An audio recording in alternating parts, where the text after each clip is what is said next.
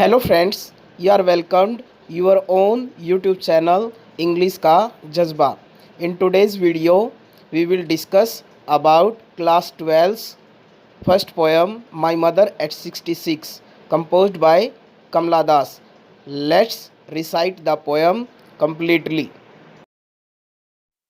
My mother at 66 एक ऐसी poem है जो एक बेटी के अपनी बूढ़ी माँ के प्रति स्नेह का वर्णन करती है।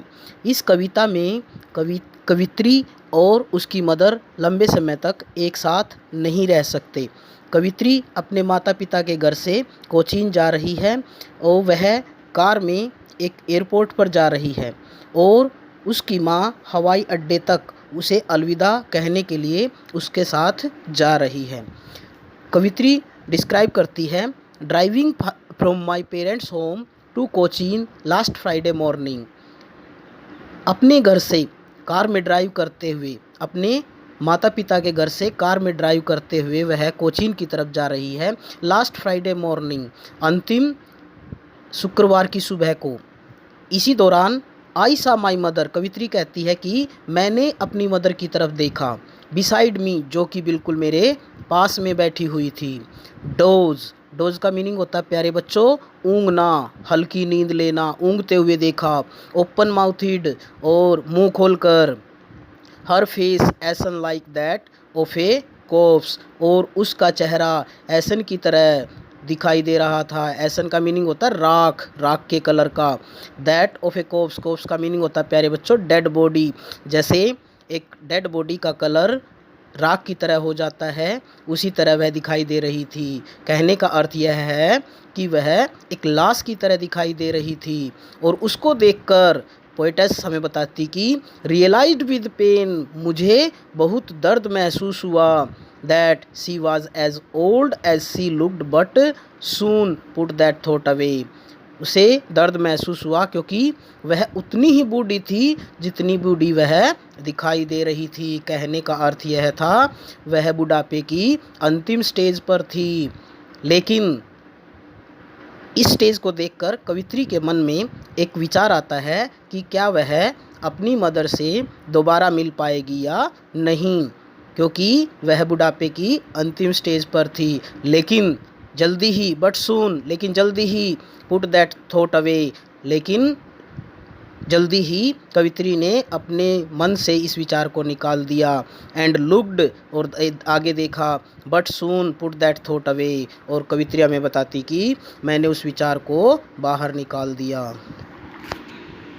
सेकंड स्टेंजा में पोएटेस हमें बताती है कि जब वह कार में जा रही थी तो वह जब बाहर की तरफ देखती है। And looked out at young, जब उसने कार से बाहर की तरफ देखा तो बाहर छोटे छोटे एट यंग ट्रीज स्प्रिंटिंग का मीनिंग होता है प्यारे बच्चों पीछे की तरफ दौड़ना। बाहर छोटे पेड़ों को उसने पीछे की तरफ दौड़ते हुए या जाते हुए या भागते हुए देखा।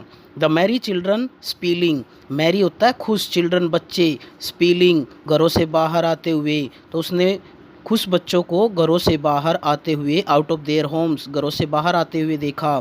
But after the airport security check, लेकिन पोएटेस हमें बताती है जब वह एयरपोर्ट पर सिक्योरिटी चेक पर पहुंची। सिक्योरिटी चेक का मीनिंग है प्यारे बच्चों वहाँ जो नाका लगाया जाता है सुरक्षा के लिए, वहाँ पहुँची। स्टैंडिंग अ फ्यू यार्ड्स, और कुछ कदम या कुछ दूरी पर खड़े होते हुए।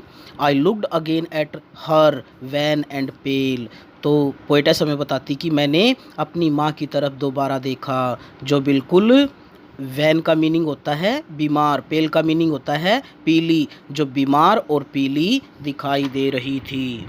थर्ड स्टेंजा में प्यारे बच्चों पोएटेस अपनी मदर को लेट विंटर मून से कंपेयर करती है। लेट विंटर्स मून का अर्थ है शीतकाल के अंतिम दिनों में दिखने वाला चांद, जो मध्यम कलर का दिखाई देता है, फेडिड दिखाई देता है। उसी प्रकार कवित्री की मदर का चेहरा भी फेडिड हो चुका था। As a late winter's moon and felt that old familiar ache my childhoods fear. Poetess हमें बताती है कि उसकी मदर का चेहरा लेट विंटर्स मून यानी कि शीतकाल के अंतिम दिनों के चांद जैसा लग रहा था। और उसको देखकर कवित्री को वही पुराना दर्द महसूस किया। फेमिलियर होता है परिचित, जिसे वो जानती थी। एक मीन होता है दर्द। माई चाइल्डहुड बचपन का। फियर मीन्स डर महसूस किया। फेमिलियर एक के और माई चाइल्डहुड फियर से मीनिंग है बच्चों, जैसा कि हम बचपन में अपने माता पिता से जुदा होने का डर हमें होता है, तो उसी प्रकार वह भी डर रही थी कि वो क्या कभी अपनी मदर से मिल पाएगी या नहीं मिल पाएगी।